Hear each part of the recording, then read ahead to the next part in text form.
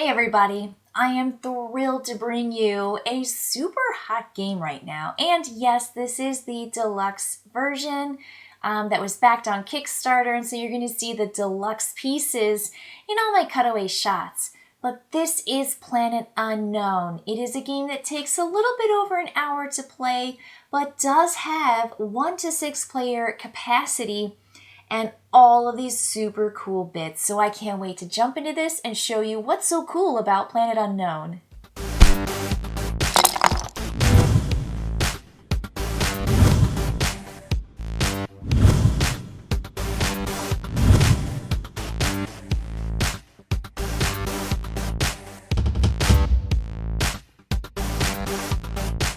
There are really 2 places you should focus on when you are playing this game. The first one is your own player area. Every player gets this corporation track, and that is going to have 5 different resources that you track going up. You definitely want to work on those and develop those. And you've also got a planet. This is your Planet Unknown. This is the base side. This is that standard symmetric game. You want your universal corporation and you want the Planet Unknown.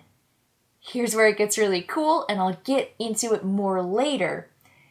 The planets, here you have the base side. On the back side of every planet card, you've got unique planets with unique rules, and it's so cool. The other thing you have too, on the back of your universal board, is a unique corporation that has totally different cool rules and different stuff. More on that later. But this is the base setup. You've got these life pods, and everyone places these cutie life pods out here on your planet. You put your cubes at the base 0, and you get 2 of your rovers, and you put your rovers down here. And essentially you're ready to go. This is your player board. You're going to be playing out these polyominoes of different shapes onto your planet to develop it, to earn all of these resources that get you the bonuses and the victory points. The other thing you've got to pay attention to is this tile round Lazy S.U.S.A.N display. And what it does is it moves because you are going to be rotating this, and you're going to essentially end your rotation pointed to, if you're the active player, your arrow that just stays on the board. Every player has a colored arrow that stays down on the board in a space that allows everybody to be spaced out. And let's say I have mine up here by the box. So if I end here, what that means is I can take this tile or this tile. And so you have up to 2 choices. If I end here, I can take this one or that one. I move it here, this one, that one, and so forth. You're going to see that there are 6 opportunities. That's why this goes up to 6 players, because all of these can be activated at the same time. So a player is going to, as the active player, turn this around until they say, oh, I think I know what I want. I want to do this one. No, I want to do this one. And you just go around, you figure it out. Okay, I'll stay here. And then you take one of those, but at the same time, everybody else takes one of the 2 that they have access to that turn. Everyone places their tile down on their map at the same time, activating what they need to, crushing life support if they need to, which is not a good thing, but you can play a tile right over life support. You actually want to drive your rover over to pick it up and get the victory point for it. But you'll play your tile, you'll activate these things, and that's it. That's essentially a whole turn. And it's so easy. It's so simple. It's so straightforward. And I like that the active player selects where they want it to be for them, but everybody else gets to have one too. So everyone gets a tile. They play a tile. They move all their bits. And then it's the next player's turn. So what you're trying to do is, let's do it. I'm going to take this tile here. It's this little 5 zigzag. Now, my very first tile has to be touching the perimeter of my planet. It has to be on the edge. Now, same rules for everything. You can't go over the map. You can't put tiles over tiles. You can't put them goofy. And when you play your first one, and it is essentially on the edge, after that, every new tile has to be orthogonally adjacent to a previously placed tile. So forget about that on the perimeter after the very first one. So if I play this guy down, I might come at it right here and place it on the edge. Notice how I very clearly avoided my life pod because I want to hopefully drive over and pick that up at some point. I will then look at the symbols. And there's always going to be 2 symbols which match one of the 5 symbols down here. And there might be an asteroid or a meteorite. So if you see the flame, you're going to take one of these and you're going to put that little meteorite right on top of that flame. The other ones, you're simply going to move your marker up 1 space based on that. So I had a tech upgrade. I moved my tech marker up 1. And then I had a biomass upgrade. I simply moved my marker up 1. That's it. That's how it works. Super easy. Now, if you come across some of the filled in spaces on your map, you get to have things like just a basic threshold for victory points is the gold coin with the number in it. At the end of the game, you're going to count your track, and the furthest you've gotten, if you have to look underneath your cube or beneath it, you'll see that threshold that you crossed. You'll get those victory points. You're also going to get access to new technology that allow you to break the rules a little bit, which is why you want to go on your tech track. You're going to have your rover track, and your rover allows you to put your rover out. Let me see if I can find a rover. Aha, it's this red one. So if I place this rover out, I will simply go here, and I will place it very close to my life pod and my meteorite. Notice that, because your rover needs to go by, pick up meteorites, and pick up your life support, essentially, because those are going to be victory points. So what you do is I move my rover up 1, and the very first space on your rover says you get to place a rover out on that tile that you just played. I'm going to put it right next to my life support, because if I drive 1 space, I drive right onto my life support, pick it up, and put it over here for a victory point. The other symbol is more of my tech. Ooh, the second space on the tech marker says I get a wild. That means I can move 1 marker up on tech, rover, biomass, water, or sieve, and I just moved that one up 1. Well, check it out. I can move up 1 on biomass and get another bonus.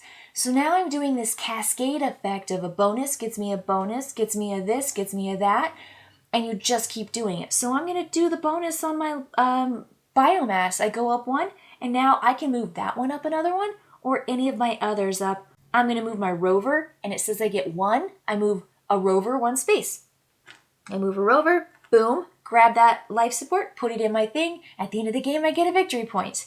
And now this space is clear for me to put a tile into, because the goal of the game is to get victory points, and one way is to complete entire columns and rows. And if you do that, you'll see that there's a victory point along the top and the side. They show you if you have tiles in every single space and your tiles don't have a meteorite. Now, it could have the symbol of the meteorite, but that means you came by and picked it up and you're done. If your rover's on the track, it's fine. It doesn't matter. The rover doesn't get in the way.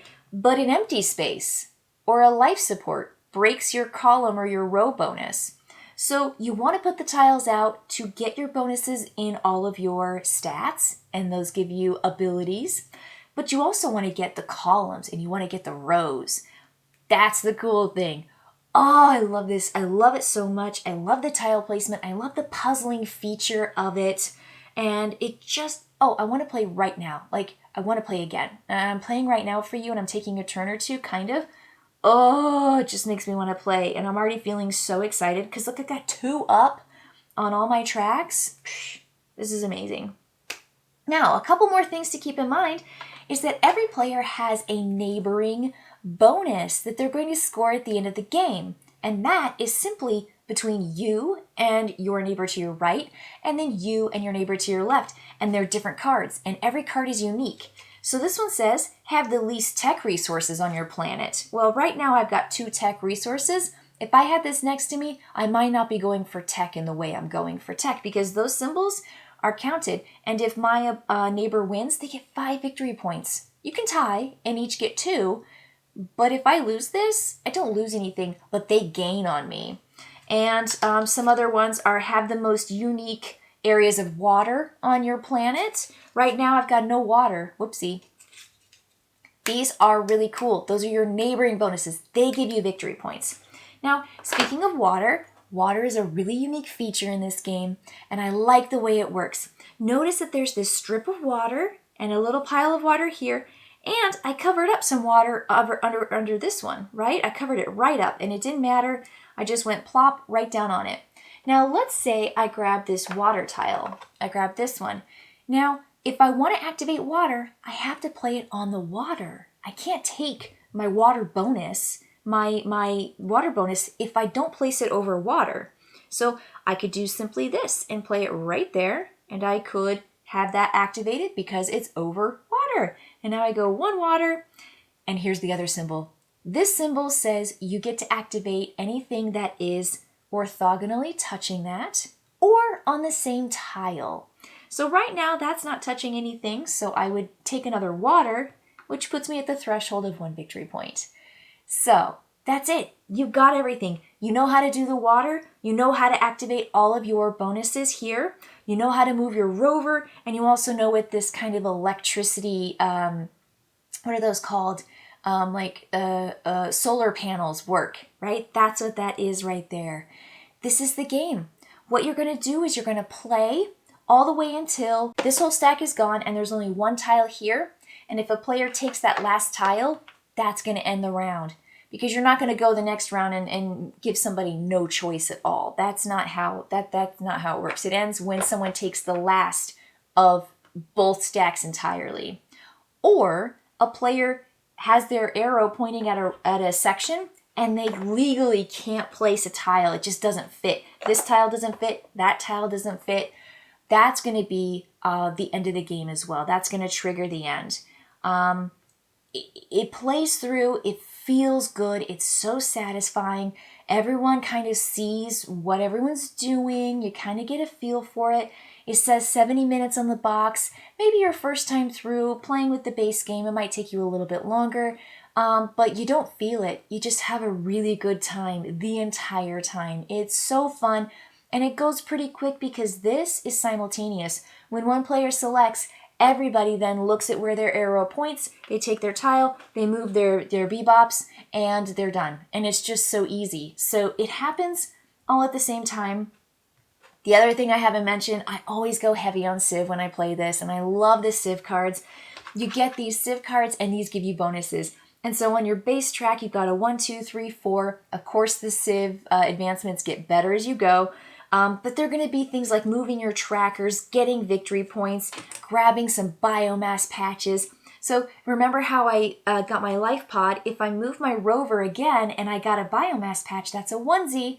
I put it right there and filled it right in. You probably wondered, how am I going to get one of these tiles? Because the smallest one is a 2B. I put this biomass patch right there, and now I'm able to finish those rows and columns by the end of the game because I got to sneak in a little onesie. Just the best. I mean, these cards are so cool. They get better and better and better. As I said, if you want to, you can add events. You don't have to play with events. It's an optional, addition. I've played with events. I've played without events. I've played with a mix of easy, medium, and hard events. Some are good, some are bad. I've played with the upgraded Civ corporations and the planets. Now, I'll tell you, you might get a balance that doesn't necessarily work. So make sure that if you pick a corporation and you pick a planet, those are compatible with each other because they might have vastly different rules or goals, and you don't want to just throw a wrench in your game from the start. You might actually try doing a basic corporation with an upgraded planet or vice versa.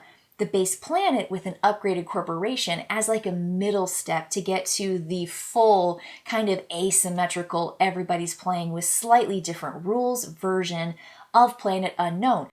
They do recommend that you play with just the base stuff first, and I absolutely recommend that too. I played 2 games in the normal, regular, symmetric way before I jumped into an asymmetric game of this, and I needed just that foundation of this game, plus just an idea of how it should work before I got into the asymmetric. And there's just so many things in there that I'm like thrilled to explore. I want to try more corporations. I want to try more of those cool planets. But you can see already, this is kind of endlessly replayable, and it's just, again, so satisfying. It feels good. I love puzzling out. I love placing my polyominoes. I love saying, okay, if I get that, then I get that, then oh, I look at that, and then this gives me that bonus there, and then I drew a really cool Sieve card, and it allowed me to do this and that and the other. I'm collecting all my meteorites, and my meteorites are 1 victory point for every 3 that I collect, and I've got a whole bunch of them in here. I don't know if you can tell. I like this game. I like this game a lot. I think it's just fun. And I love this feature where someone, the active player, picks, but everybody gets one from that space, whichever one of the 2 it is that it lands on. I love that it's simultaneous. And once players know what they're doing, you don't have to worry about checking in with each other. You just say, oh, I got a water, and I got a water. And you just take it, right? It's great. It's really great. I love it. And I cannot wait to further explore some of those really cool, unique corporations with their own tech abilities and upgrades, along with those super, super fascinating planets. There is a lot here, and I love the deluxe version. I love these 3D bits that we got with the life pods, with the meteorites. With this version of our Lazy S.U.S.A.N, it's kind of our souped up version of it. And I think that these 3-layered corporation mats that are double-sided, nice quality, amazing. The cubes fit in perfectly, and it's so nice to track your progress. You don't mess up, you don't fumble it, you don't bump them. They stay exactly where they need to stay, and it's really, really smart. So love it, fun, dynamic, a lot of variety when it comes to how to play the game after you learn the base rules. Just a great, juicy 1 hour to 1.5 hour game to jump into that plays 1 to 6. I mean, that's amazing. And of course, you can stretch out that difficulty by adding super hard event cards that really make it hard on everybody, or you can add some really fun ones that just kind of keep boosting everybody's stats. That's cool too. Use those green event cards. Those are fantastic. Every time you play 2, you're going to have different neighbor bonuses. Love it. Love it, love it, love it, love it. Thank you so much for joining me for this kind of walk through and a couple rounds of how Planet Unknown works. I'll see you later.